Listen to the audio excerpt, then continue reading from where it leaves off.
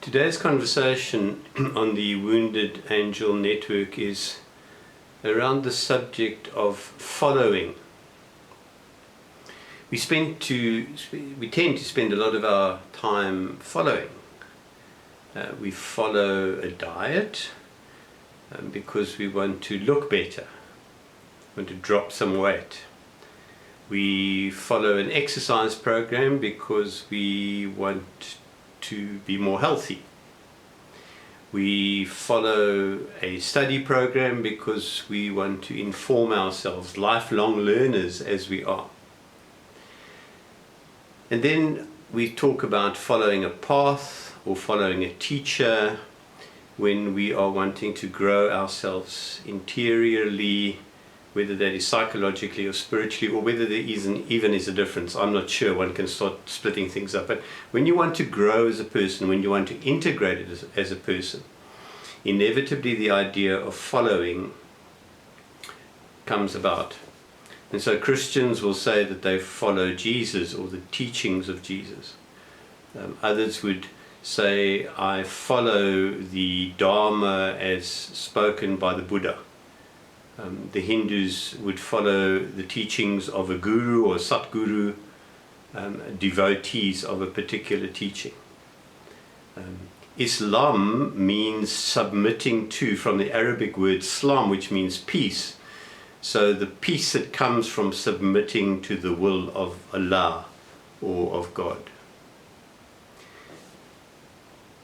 All of this following is quite natural, because whether it is in terms of diet or whether it is in terms of spiritual growth, it implies that there is somebody who has gone ahead of us, who has found a skillful way of living, a skillful way of eating, a skillful way of exercising, a skillful way of thinking, and has written down a map or has recorded a path that can be followed to lead us home. Because the truth is, in today's confused and confusing world, we find ourselves feeling quite lost in too much information, too much bad news, too much data about terrible things, and in that lostness, it's wonderful to find a path, a thread, a line that can lead us home. Because the truth is, we all want to go home. We want to go home to the place where we feel secure. We want to return to the place, perhaps even of innocence, of where we belong and where life is just better in our hands. It's a bit like that story from the Grimm's fairy tale of Hansel and Gretel. You remember, there's this evil stepmother and this evil witch who try to capture them, and as they go into the forest, Hansel very cleverly leaves a trail of breadcrumbs, so that when they can escape the clutches of the witch, they follow the breadcrumbs and they find their way back out of the forest, back to safety. We follow because we believe there's a trail of breadcrumbs. However, there are the times when, no matter how devoted you are to the diet, the exercise, the study program, the spiritual program, the yoga program, the meditation program, going to perform the rituals of your religion, in my case, the following of Jesus, and you can put whatever I put as Jesus, you can put another name there, your path, your teacher, your guru. There comes a time in this following of our chosen path that sometimes we are just too tired to follow. A bit like the wounded angel in this famous painting. The angel was on a mission, the angel was flying, the angel was wanting to take blessing and healing, symbolized by that posy of flowers. And then something happened. Something happens in our life where we just stop, where we can't take another step. We cannot follow because we just haven't got the energy, the strength, the discipline maybe, to take the next step. What happens when one is at one of those points where following is just not possible anymore? Samuel Beckett, in his book The Unnameable, records this, and I quote, "You must go on," he writes. "I can't go on. I'll go on." You must go on. I can't go on. I will go on.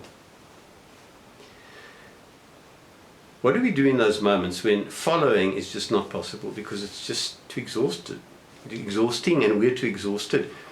Does it mean that it's the end of the road for us? Does it mean that we are now a failure on that path? And if my diet history is anything to go by, or my exercise history is to go by, if you could look back here in the left corner of my mind, you will see a trail of failures, of failed diets, failed exercise programs, all sorts of things that I set out keenly to do and then found I couldn't follow.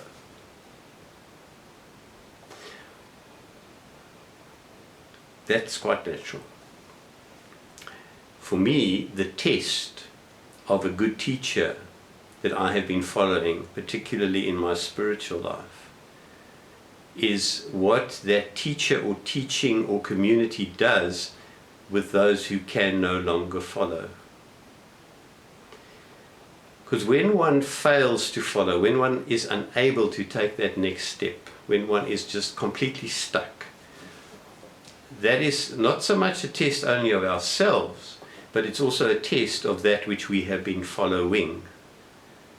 Because a real teacher, a true teacher, when the follower can't follow, will do something to help the follower continue to follow.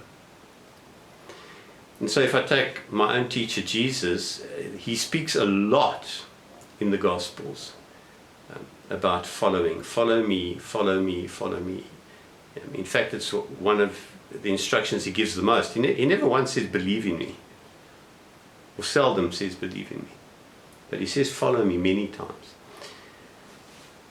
But this same Jesus who says, follow me, also talks about himself as a shepherd who, when sheep get lost, when sheep get lost, this very shepherd, the good shepherd, will go and look for the sheep that didn't follow, the sheep that got lost. And so it becomes a very important test for me of the spiritual path I'm on, is there enough compassion, is there enough humor, is there enough love and care for the followers, that when the follower cannot follow, the follower will be followed by the teacher to find where they are. I'm sad to say, I know too many traditions, too many programs, that if you can't follow, or you say, sorry, I'm just not following right now, or I can't follow you in that particular dogma or belief, that's the point at which you are written off. That's tragic. That I don't believe is helpful, and I don't believe is healing. The true teachings, the truth is the truth that will follow me even when I can't follow. Now, in the Christian tradition, the Russian Orthodox Church has a beautiful myth that they've kind of built on or extrapolated from, extended from the Easter story. So if you follow the Easter story in the traditional way as it is portrayed by the church every Easter weekend, it goes something like this, that Jesus is betrayed by Judas on the Thursday in the Garden of Gethsemane by a kiss. He's then arrested, he's put on trial before Pilate, before Herod, and back to Pilate, and eventually he's sentenced to be crucified, which then happens on Good Friday. And he's crucified at 9 o'clock in the morning, and he dies 6 hours later at 3 o'clock in the afternoon, and he's taken off the cross before sunset and he's put in a tomb. And then, of course, on the third day is the resurrection. But in that interim time, from when the tomb is shut until the resurrection event, there's a vague reference in one of Peter's letters, one of the epistles in the New Testament, that speaks about Jesus in that time descending to the dead and going to preach to the souls who had died before hearing the good news that Jesus had come to bring. Almost like he goes to hell to give the people there an upgrade, so that they can listen and they can then be led out of hell with the triumph of the resurrection. But the Russian Orthodox Church expands on this story delightfully for me. So if you take this quite literally as a myth, or if you take the sequence quite sort of logically, Jesus goes down to hell, and in the queue of people going into hell, just in front of him is Judas, because Judas betrays him. And we read that Judas then commits suicide because he realizes the horror of what he's done. He commits suicide. And so the person right in front of Jesus, as Jesus walks into hell, the person in the queue right in front of him is Judas in the story. And in this Russian Orthodox tradition, they say that at that moment Jesus taps Judas on the shoulder. And Judas turns around and is amazed to see the Master, who has now followed him into hell. And then they say, as Judas betrayed Jesus with a kiss, so Jesus then embraces Judas and kisses him with forgiveness. And Judas is the first hand Jesus takes as he leads him and everyone else in hell out of hell and into redemption. So, in my mind, hell is empty and forever empty, if there is such a place as hell, which I don't really believe there is. But if there was such a place, it would be empty, because Jesus emptied it, and he led Judas out as the first one out of hell. Now that's a teacher I want to follow.